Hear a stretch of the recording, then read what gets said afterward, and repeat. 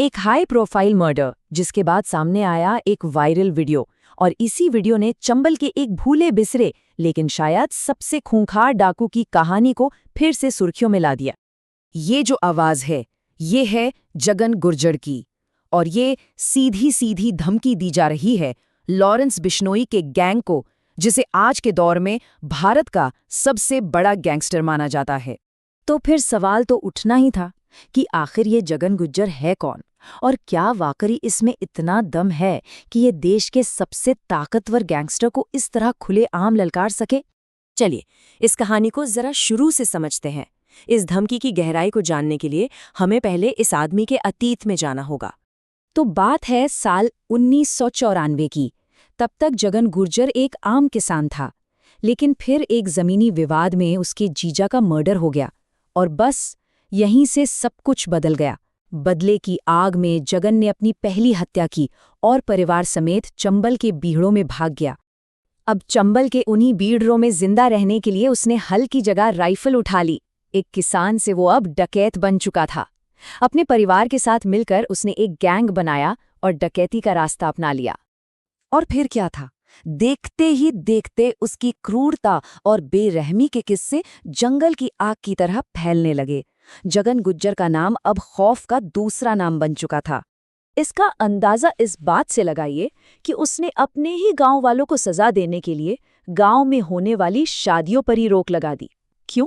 क्योंकि उन्होंने उसके परिवार की मदद नहीं की थी, और ये पाबंदी डर के दम पर सालों तक चलती रही।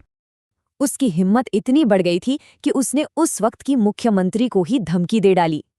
इसके बाद सरकार ने उसके सिर पर 11 लाख रुपए का भारी भरकम इनाम रख दिया। मतलब उसके कारनामे देखिए। एक तरफ वो 2008 में मुख्यमंत्री वसुंधरा राजे के महल को उड़ाने की धमकी देता है, दूसरी तरफ 25 लोगों का गैंग चलाकर पूरे इलाके में आतंक मचाता है, और मुखबिरी के शक में 2 औरतों के साथ जो उसने किया वो तो क्रूरता की सारी हदें पार करने जैसा था। लेकिन जो चीज जगन गुर्जर को दूसरे डाकुओं से बिल्कुल अलग बनाती है, वो सिर्फ उसके जुर्म नहीं है, बल्कि उसका कानून के साथ लुका छिपी खेलने का तरीका है। उसने अपनी एक इमेज बना ली थी कि वो एक ऐसा डाकू है जिसे पुलिस कभी पकड़ ही नहीं सकती, और ये बात बार बार साबित हुई। देखिए, 2001 में अपनी गर्लफ्रेंड के लिए सरेंडर किया, फिर 2009 में जब 3 राज्यों की पुलिस पीछे पड़ी तो एक मंत्री के सामने सरेंडर कर दिया, 2018 में आईजी के सामने, और 2019 में फिर एसपी के सामने।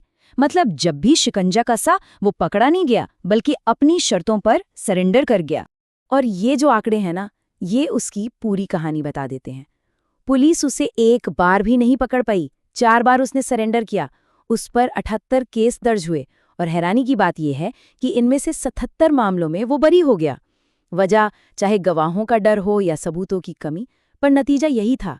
तो अब जेल से बाहर आने के बस 4 महीने बाद जगन गुर्जर का एक धमकी भरा वीडियो उसे जुर्म की दुनिया की एक बिल्कुल नई और आधुनिक लड़ाई में खींच लाया है। तो ये सिर्फ 2 गैंग्स की लड़ाई नहीं है, ये एक तरह से भारतीय अंडरवर्ल्ड के 2 अलग अलग दौर का टकराव है। एक तरफ चंबल का आखिरी डाकू जो जमीन पर दबदबा और डर से राज करता है, तो दूसरी तरफ आज का सबसे बड़ा गैंगस्टर जो जेल से ही अपना मॉडर्न देशव्यापी सिंडिकेट चलाता है। धमकी तो दे दी गई है, लेकिन अब असली सवाल ये है कि क्या बीहड़ों का ये पुराना डाकू आज के दौर के सबसे हाईटेक गैंगस्टर के साम्राज्य को चुनौती दे पाएगा? इस टकराव में आखिर जीतेगा कौन?